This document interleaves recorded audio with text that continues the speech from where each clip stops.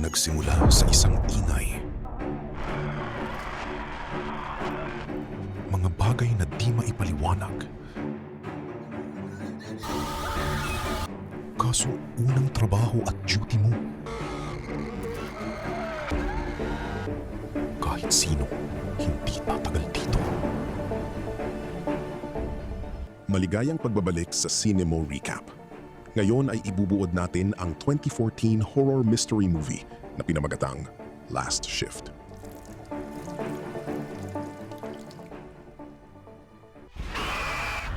Sa labas ng istasyon ng pulisiya, nakaupo si Jessica sa kanyang patrol at nakikipag-usap sa kanyang ina sa telepono. Ang kanyang ina ay nag-aalala na siya ay naging isang pulis tulad ng kanyang ama na namatay sa tungkulin. Ayaw niyang pag-usapan iyon sa unang araw ng trabaho niya, kaya tinapos na niya ang usapan. Pumasok si Jessica sa istasyon na may konting pag-aalinlangan. Parang walang tao, kaya pumasok siya sa loob para tingnan. Nakarinig siya ng ilang ingay at may nakita siyang lalaki sa di kalayuan na nagmumura.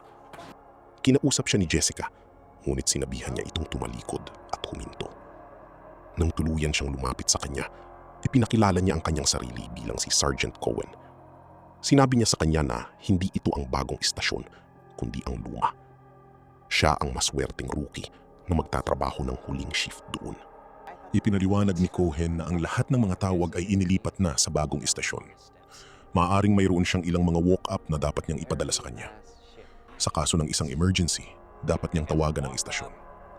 Tinanong siya ni Jessica kung bakit siya nandoon sa halip na isang security guard. Ipinaliwanag niya na kailangan niyang naroroon dahil kailangan niyang pangalagaan ang ebidensya. Darating ang hazmat team sa istasyon sa gabi upang kolektahin ito. Inutusan niya itong huwag umalis sa lugar at sinabi sa kanya na papalitan niya siya kapag tapos na ang kanyang shift. Maya-maya, nagbabasa ng libro si Jessica at halos makatulog. Bigla niyang napansin na may mali sa isa sa mga ilaw sa hallway. Nang tumunog ang telepono. Nakatanggap siya ng tawag mula sa isang babae na nagsasabing siya ay nakulong at ang lahat ng mga taong kasama niya ay maaaring patay na. Nang tanungin niya ang address, ay binaba ng babae ang tawag. Agad na tumawag si Jessica sa bagong istasyon. Dahil hindi niya nakuha ang kinakailangang impormasyon mula sa tumatawag, sinabi lang nila sa kanya na titingnan nila ang tawag at kung nai-reroute ng maayos ang mga tawag. May narinig siya sa holding area at lumakad para tingnan ito. Iniisip na maaaring si Cohen iyon.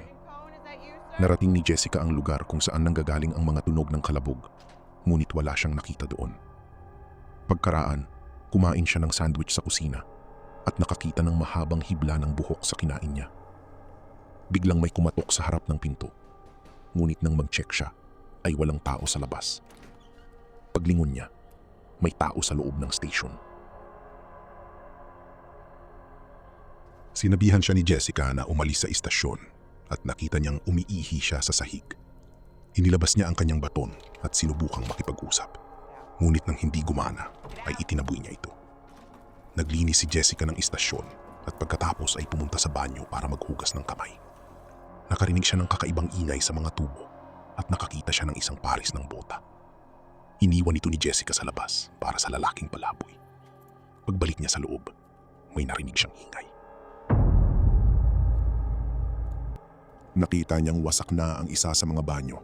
Pagkatapos ay pumunta siya sa station gym at sa locker room.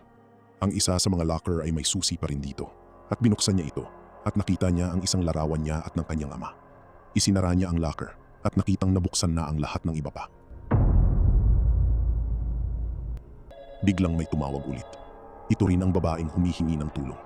Nakuha ni Jessica ang kanyang pangalan at sinabi niya sa kanya na dinala siya sa isang rancho. Pagkatapos ay muling ibinaba ang tawag. May isa pang tawag kaagad, ngunit sa pagkakataong ito ay ang hazmat team. Sinabi sa kanya ng lalaki na medyo malilate sila. Tumawag muli si Jessica sa bagong istasyon at sinabi sa kanila ang tungkol sa pangalawang tawag. Sabi nila, hindi 911 ang tawag ng babae, kundi direkta sa istasyon. At kung tatawag siya muli, ay dapat sabihin sa kanya ni Jessica na tumawag sa 911. Patuloy na binabasa ni Jessica ang handbook, naghihintay ng isa pang tawag, nang biglang gumalaw ang rack sa likod niya. Sinuri niya ito, kahit na wala siyang nakitang mali. Pagkaupo niya, ay bumukas muli ito at bumangga sa iba pang mga tao. Nakarinig si Jessica ng isa pang ingay sa likod at sinundan ito. Nakita niyang nakabukas ang isa sa mga pinto at nakarinig ng panibagong ingay sa loob. Kaya iniradyo niya ito bago siya pumunta para mag-imbestiga. Ang tanging naririnig niya mula sa istasyon ay isang kanta. May isa pang ingay at nag-on ang alarm sa istasyon. Si Jessica ay bumibigkas ng mga linya mula sa handbook habang papalapit siya sa lugar kung saan nanggaling ang tunog. Pumasok siya sa sirang silid at nang muntik nang mahulog ang isang kahon sa kanya, nakita niyang pumasok sa pasilidad ang lalaking pulubi. May hinahanap siya at hindi pinansin si Jessica, kaya umakyat ito para hulihin siya. Inaresto niya ito.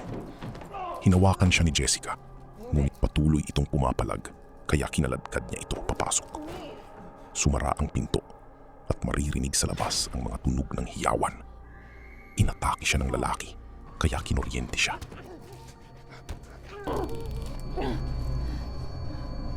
Napagtanto ni Jessica na nakulong siya sa selda at tumawag para may magbukas ng pinto. Isang kakaibang mukha ang lumitaw sa bintana.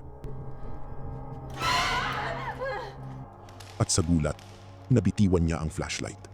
Biglang hawak na ng lalaking palaboy ang flashlight at nakatutok ito sa kanya. Ipinaalala niya sa kanya na siya ay armado.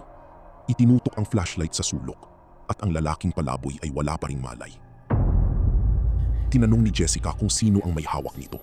Maririnig ang boses ng isang bata. Muli niyang hinampas ang pinto at tinanong siya ng boses kung gusto niyang makaalis doon ng buhay. Hiningi ni Jessica ang kanyang flashlight. Pagkatapos ay nagdilim muli ang lahat at dalawang figura ang nakita sa tabi niya. Bumukas muli ang mga ilaw at bukas na ang pinto ng selda. Lumabas siya at ikinulong ang bilanggo. Pagkatapos ay sinubukang pakalmahin ang sarili. Nang maglaon, tinawagan ni Jessica si Cohen at nang hindi siya sumagot ay nag-iwan siya ng mensahe. Ngunit hindi sinabi sa kanya kung ano ang nangyari. Pumihit siya pabalik upang subukang magpahinga. Ngunit nakita niya ang salitang SOW na nakaukit sa kisame. Nang tingnan niya ang mga pintuan ng istasyon, nakita niya ang isang babae sa labas at sinabihan siyang umalis. Hiniling ng babae na si Marigold na tapusin ang kanyang sigarilyo doon dahil pakiramdam niya ay mas ligtas siya at hinayaan siya ni Jessica. Bago siya pumasok sa loob, sinabi ni Marigold na masasabi niyang siya ay isang baguhan. Sinabi niya sa kanya na dati siya ay nasa isang selda sa tabi ng Paymon murderers na nagpakamatay sa istasyon, na kumidnap at pumatay ng ilang mga batang babae. Alam ni Jessica ang kaso dahil napatay ang kanyang ama sa pinangyarihan ng krimen at alam niyang doon din namatay ang mga kriminal. Iginiit ni Marigold na ibinalik nila silang buhay sa istasyon at narinig niya silang kumanta ng kakaibang kanta sa selda sa tabi niya. Binigti nila ang kanilang mga sarili gamit ang kanilang mga kumot. Tinapos ni Marigold ang kanyang sigarilyo at iniwang tulala si Jessica. You okay? Nagpatrolya siya sa istasyon at nakakita ng nakabukas na TV. Ang TV ay nagpapalabas ng isang panayam ng pulisya kay John Paymon na nakagawa ng karumal-dumal na krimen. Dalawa pang TV ang nag-on. Nagpapalabas ng mga panayam sa magkakapatid na Paymon. Si John Paymon ay nakikita sa isang flashback na ikinukwento ang Diablo. Ang flashback ng mga panayam ay nagpatuloy sa mga kapatid na babae na parehong nagsasabi ng magkatulad na mga bagay. Si John ay nagbanta sa recording na para bang nakikipag-usap siya kay Jessica.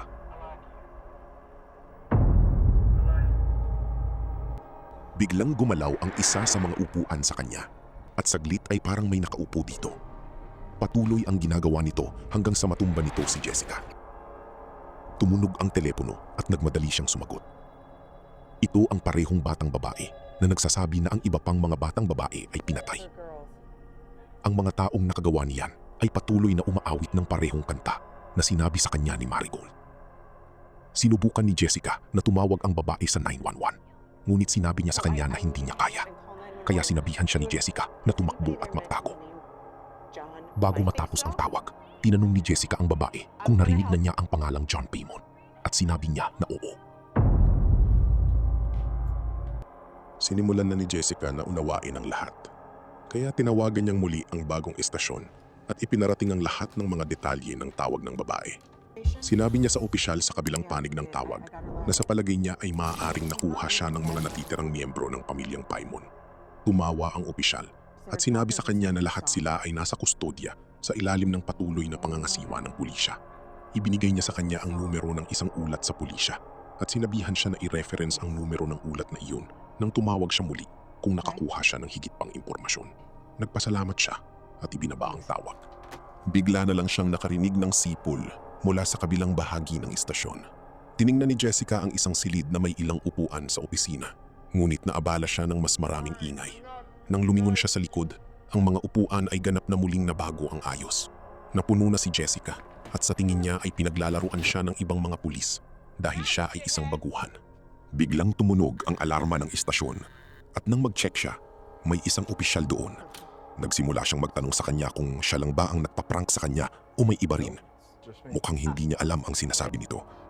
Tinanong ni Jessica kung nilalaro ba nila ang parehong trick sa iba pang mga rookies. Ipinakilala niya ang kanyang sarili bilang si Price at sinabi niya sa kanya na dumating lang siya upang suriin siya. Hiniling sa kanya ni Price na papasukin siya. Sabay silang naglakad sa loob ng istasyon at nag-uusap. Sa tingin niya ay may nag-utos na tignan siya. Ngunit nang tinanong niya siya kung kamusta ang kanyang shift, sinabi niya sa kanya ang tungkol sa lalaking palaboy. Siya ay tumawa at sinabi na siya ay nagkaroon ng mas masahol pa kaysa dito, na may isang perp na dumumi sa buong police car niya ng isang beses. Medyo nag-relax si Jessica at sinabi niya sa kanya na pumunta talaga siya para i-check siya dahil kilala niya ang kanyang ama. Tinanong niya siya kung kasama niya siya noong gabing iyon. Sinabi sa kanya ni Price kung paano nangyari ang lahat. Maaga silang dumating sa pinangyarihan. Ngunit naririnig nila ang mga batang babae na nagmamakaawa para sa kanilang buhay. Pumasok silang dalawa sa loob ng walang backup at pinigilan ng kanyang ama ang mga Paimon habang nagawa niyang mailabas ang ilan sa mga babae. Sinabi niya sa kanya na 2 opisyal ang namatay doon, kasama ang kanyang ama. Sinabi ni Price na ang kanyang ama ay isang magaling na pulis at nalabis niyang ipagmamalaki siya. Nang lumingon siya, ay nakita niya ang isang malaking butas sa kanyang ulo. At habang naglalakad siya sa tabi ng bintana sa labas, nawala siya. Pumunta si Jessica para tingnan kung saan siya nagpunta at tinawagan siya. Bigla siyang nakarinig ng mga boses mula sa buong istasyon. Umiikot sa kanya. Bigla niyang nakita ang isang katawan na gumagalaw sa loob ng hallway. Nagsimula itong lumutang at gumagalaw sa hindi natural na paraan. Saglit na nagtago si Jessica. Binunot ang kanyang baril. At nang lumabas siya upang tingnan kung naroon pa ang lalaki, wala na ito. Biglang narinig niyang sumisigaw ang palaboy sa kanyang selda. Nagmamakaawa siya na palabasin siya doon at nang tinanong siya nito kung ano ang problema, tumabi siya at ipinakita sa kanya ang 3 multo sa kanyang selda. Paulit-ulit na sinabi ni Jessica na hindi ito totoo. Umiiyak ang lalaki at nakikiusap sa kanya na huwag siyang iwan doon. Muli niyang narinig ang kanta.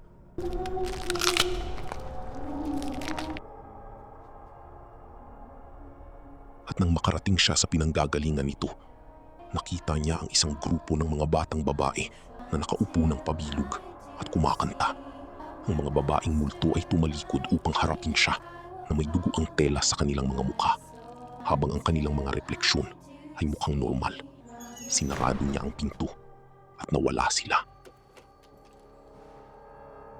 Nakarinig si Jessica ng panibagong ingay sa labas at pumunta sa evidence room. Nakita niya itong gulo-gulo na may ilang damit ng lalaki na nakalagay sa gitna. Tumakbo si Jessica sa telepono at tinawagan si Cohen. Tinanong niya ito kung bakit siya tumatawag sa kanya at sinabi niya sa kanya na sa palagay niya ay may mga nakikita siya. Sa tingin niya ay di niya matatapos ang kanyang shift. Minaliit siya ni Cohen at tinanong kung tatapusin niya ang shift o tatanggalin siya sa trabaho. Bago niya ibaba ang tawag, sinabihan niya ito na huwag na siyang tatawagan. Tumawag siya sa hazmat team upang itanong kung kailan sila pupunta doon. Nang sinabi sa kanya ng lalaki na hindi siya sigurado, sinabi niya sa kanya na maghihintay siya sa kanila sa labas sa kanyang squad car. Umalis si Jessica sa istasyon, ngunit tumunog ang telepono kaya nagmadali siyang pumasok. Ito na naman ang babaeng nagsasabi sa kanya na siya ay nakatakas. Sinabi niya kay Jessica na may nakikita siyang ilang landmark at pinanatili siya ni Jessica sa linya habang tumatawag sa dispatch mula sa kanyang cellphone. Sinabi ng batang babae na alam niya na siya ay mamamamatay. At tinanong siya ni Jessica kung mayroong isang bagay na maaari niyang gamitin bilang sandata. Muli siyang na-disconnect. Tumawag si Jessica sa bagong istasyon at binanggit ang numero na ibinigay sa kanya kanina. Kinuha ng parehong opisyal ang telepono at sinabi sa kanya na ang batang babae na tumatawag sa istasyon ay patay na. Hindi makapaniwala si Jessica. Sinabi sa kanya ng opisyal na siya ang huling biktima ng Paimon at binugbog hanggang mamatay gamit ang baseball bat. Sinabi niya na marahil ang ilan sa mga miyembro ng Paimon na nakaiwas sa pag-aresto ay ginagawan siya ng isang masamang prank o maaari ding ito ay mga multo. Sinabi sa kanya ng opisyal na nagpakamatay na ang mga Paimon sa istasyon. May mga kakaibang nangyayari sa istasyon, kaya inilipat sa ibang lugar ang istasyon. May nahulog na litrato sa likod ni Jessica at ibinaba niya ang telepono. Ito ay isang post-mortem na larawan ng kanyang ama. Nakakita pa siya ng maraming larawan sa ibaba mula sa pinangyarihan ng krimen sa Paimon ng mga batang babae na namatay doon. Mayroon ding isa, si Price. Napapikit si Jessica saglit na umaasang mawawala ito. Ngunit nang imulat niya ang kanyang mga mata, ay maayos na nakahanay ang mga larawan sa hallway. Narinig ni Jessica ang mga hiyawan sa kanyang isip habang nakikita ang mga mugshot mula sa pamilya Paimon. Biglang nagliyab ang litrato. Nagising si Jessica sa sahig ng hallway nang tumunog ang kanyang telepono. Nasa kabilang linya ang mami niya. Sorry daw sa pagsambit tungkol sa tatay niya. Napansin ni Jessica na nawawala ang kanyang baril. Biglang may nakita siyang tao sa hallway at nang sundan niya ito, natumba siya. Nagising siya sa isang interview room kasama ang isang babae. Hindi na sigurado si Jessica kung ano ang totoo. Sinabi sa kanya ng babae na gagawin niya ang lahat para kay John Paimon at siya ang dapat nakasama niya noong gabing iyon. Tinanong niya si Jessica kung nakita niya siya doon at sinabi sa kanya na nakita niya rin ito. Pagkatapos ay sinabi ng babae na naroroon siya upang ipagdiwang ang isang taong anibersaryo ng kanyang kamatayan at nagpakamatay gamit ang baril ni Jessica. Muling tumunog ang telepono at naglakad si Jessica sa tabi ng katawan. Ibinalik ang kanyang holster at ang kanyang baril. Pagkatapos ay sinagot ang tawag. Ito ay ang parehong babae sa telepono. Nang sabihin sa kanya ni Jessica na siya ay patay na, nagsimulang tumawa ang batang babae at ang tunog ng paghampas ng bat sa kanya ay maririnig sa telepono. Patuloy ang tunog sa paligid ni Jessica at nang tumingin siya sa ilalim ng kanyang mesa, nakita niya ang multo ng dalaga. Nagtago si Jessica sa mga rack at sumunod ang multo. Hinahanap siya. Hinanap niya si Jessica at sinabi sa kanya na ayaw niyang mamatay.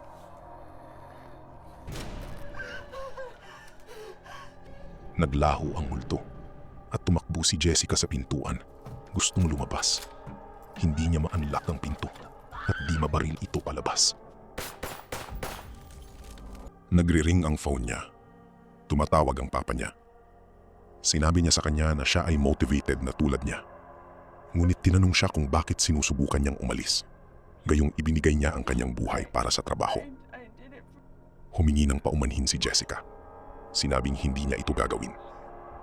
Sinabi niya sa kanya na ang lalaking pumatay sa kanya ay nasa gusali pa rin at kailangan niyang kumilos kaagad. Biglang dumaan ang lalaking palaboy sa tabi niya.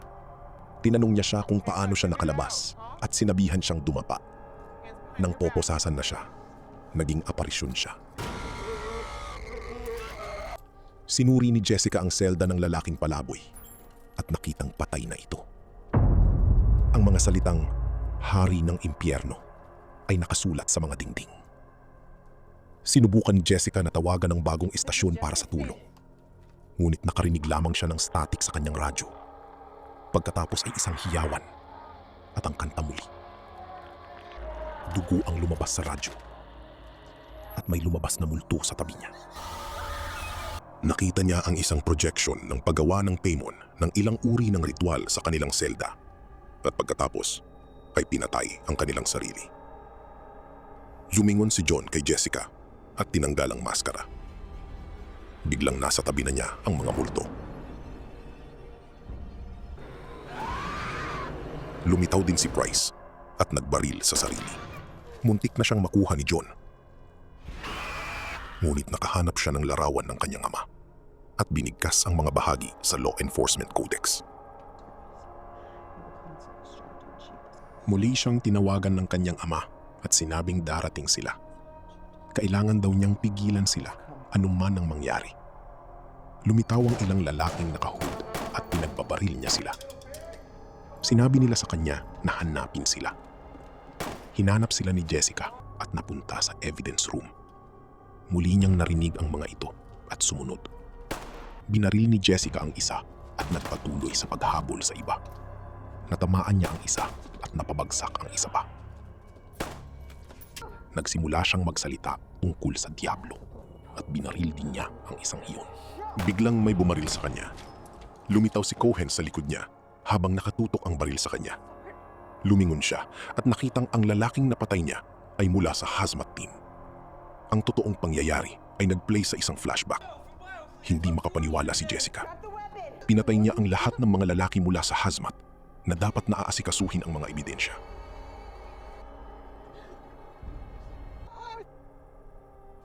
Iniradyo ni Cohen ang sitwasyon habang kinakanta ni Jessica ang kanta ng Paimon. Lumitaw ang 3 multo ng Paimon at kinuha siya. Ano ang masasabi mo sa pelikulang ito? Mag-iwan ng komento sa ibaba. At kung nagustuhan mo ang videong ito, mag-like at mag-subscribe para sa higit pang recaps. Hanggang sa muli.